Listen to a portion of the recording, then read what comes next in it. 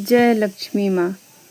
आज हम बात कर रहे हैं स्त्रियों के शुभ और अशुभ लक्षण के बारे में। नंबर 1, जिन स्त्रियों की जीभ का रंग लाल होता है, जीभ कोमल होती है, ऐसी स्त्री अपने जीवन में हर सुख प्राप्त करती है। नंबर 2, जिन स्त्रियों के ललाट यानी माथा लंबा होता, ऐसी स्त्री अपने देवर के लिए अशुभ होती है। नंबर 3, जिन महिला की आंखें पीली और थोड़ी डरी हुई हों, ऐसी स्त्री का स्वभाव बहुत ही खराब होता है, स्त्री के लिए अशुभ माना जाता है। नंबर 4, जिन स्त्री की गर्दन अगर टेढ़ी होती है तो ऐसी स्त्रियों को अपने जीवन में नौकरानी का काम मिलता है। नंबर 5, जिस स्त्री के नाक के आगे वाले हिस्से पर तिल होता है, ऐसी स्त्रियां बेहद ही भाग्यशाली मानी जाती हैं, सभी सुखों को प्राप्त करती हैं। नंबर 6, यदि कोई स्त्री चलते समय पैरों से धूल उड़ाते हुए चलती है तो ऐसी स्त्री परिवार का विनाश का कारण बन सकती है। नंबर 7, ऐसी स्त्रियां जिनके कानों में बाल होते हैं घर में कलेश की वजह बनती है। नंबर 8, जिन लड़कियों की उंगलियां लंबी होती हैं, खूबसूरत होती हैं, ऐसी स्त्री पति के लिए भाग्यशाली साबित होती हैं। नंबर 9, जिन स्त्री की भौं बहुत ही चौड़ी होती है, ऐसी स्त्रियां बहुत ही क्रोध करने वाली होती हैं। नंबर 10, जिन स्त्रियों की राशि धनु, मीन और वृक्ष राशि है, ये स्त्रियां बहुत ही भाग्यशाली होती हैं, उन्हें बहुत ही कम प्रयासों में बहुत अधिक सफलता मिलती है। नंबर 11, जिन स्त्रियों के पैरों की नस नज़र आती हो तो ऐसी स्त्री को शुभ माना जाता है और परिवार के लिए शुभ मानी जाती है। नंबर 12, जिन स्त्रियों के ओठों के ऊपर वाले भाग में अधिक बाल होते हैं, उनका कद बहुत ही लंबा होता है, तो ऐसी स्त्री अपने पति के लिए अशुभ साबित होती हैं।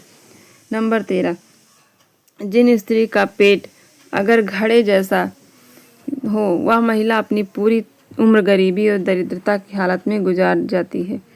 नंबर 14, जिन स्त्रियों की एड़ी पर 4 अंगुल लंबी रेखा हो, ऐसी स्त्रियां चोरी करने में माहिर होती हैं।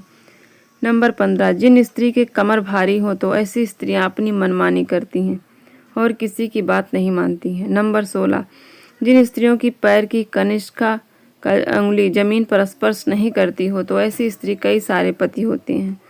नंबर 17, जिन स्त्रियों के पैर का पिछला भाग काफ़ी मोटा और उठाव लिए होता है और उस भाग की नस उभरी होती है, ऐसी स्त्रियां घर के लिए शुभ नहीं मानी जाती हैं। नंबर 18, जिन स्त्रियों की अनामिका उंगली छोटी हो तो ऐसी स्त्रियां झगड़ालू होती हैं, ऐसी स्त्री बात बात पर झगड़ा करती है। नंबर 19, स्त्री की पीठ में भौरी हो तो ऐसी स्त्री को विधवा होने की संभावना रहती है। नंबर 20, जिन स्त्री की गर्दन अगर मोटी हो तो ऐसी स्त्री का विधवा का कष्ट भोगना पड़ता है। नंबर 21, स्त्री के मस्तक पर मसा तिल दाहिनी तरफ हो तो ऐसी स्त्री को शुभ माना जाता है और उनका जीवन सुखी होता है। नंबर 22, जिन स्त्री की एड़ी पर 1 अंगुल रेखा लंबी होती है, ऐसी स्त्री को पति का सुख अच्छा मिलता है, यह उनके लिए शुभ माना जाता है। नंबर 23, जिन स्त्री की एड़ी पर 3 रेखाएं हों, ऐसी स्त्री की उम्र लंबी होती है, यानी जीवन दीर्घायु होता है। नंबर 24, जिन स्त्री के गले पर तिल होता है, ऐसी स्त्री को शुभ माना जाता है और स्त्रियों का उच्च पद पर पहुंचने की संभावना होती है। नंबर 25, जिस स्त्री के हाथ फटे हुए रूखे और नीचे छोटे बड़े हों, ऐसी स्त्री को अशुभ माना जाता है, उससे अपने आप जीवन में कष्ट भोगना पड़ता है। नंबर 26, जिन स्त्रियों की एड़ियाँ फटी हुई हो तो ऐसे स्त्री बहुत भाग्यशाली समझा जाता है। फटी एड़ियों वाली स्त्री को संकुचित सोच वाली और वह अपनी सोच में जीने का प्रयास करती है। नंबर 27, जिन स्त्रियों के पैर लंबे होते हैं और जिनके घर ऐसी लड़की का विवाह करके आती है तो दोनों घर में पैसे की कमी नहीं रहती, मतलब कि ऐसी लड़कियां लक्ष्मी के रूप में मानी जाती हैं। नंबर 28, जिस स्त्री की एड़ी पर 3 रेखाएं हो वह धार्मिक प्रवृत्ति की होती है, ऐसी स्त्री को बहुत ही शुभ माना जाता है। नंबर 29, जिन स्त्रियों की आंखें मोटी हों, बेहद दयालु और दानी होती हैं, ऐसी स्त्री को शुभ माना जाता है, जिस घर में जाती वहाँ धन की कभी कमी नहीं होती है। नंबर 30, स्त्री के गाल पर तिल होता है, ऐसी स्त्री प्रेम की इच्छा उसमें अधिक होती है। नंबर 31, जिन स्त्रियों के हाथ लंबे होते हैं उन्हें बहुत ही शुभ माना जाता है, ऐसी स्त्री जिस घर में जाती वहाँ हमेशा खुशनुमा माहौल बनाकर रखती है।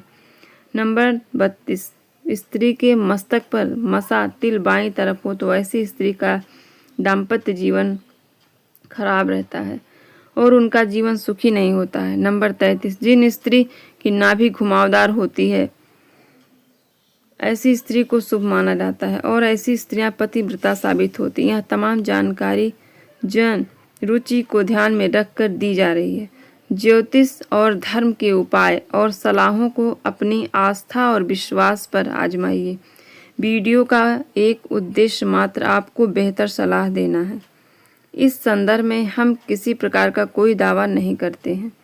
दोस्तों, आज की हमारी वीडियो आपको कैसी लगी हमें कमेंट में ज़रूर बताएं। अगर आपको हमारी वीडियो अच्छी लगी हो तो कमेंट बॉक्स में जय माता लक्ष्मी ज़रूर लिखें। माता लक्ष्मी जी आप पर सदैव अपनी कृपा बनाए रखें। वीडियो के अंत तक बने रहने के लिए धन्यवाद। जय माँ लक्ष्मी।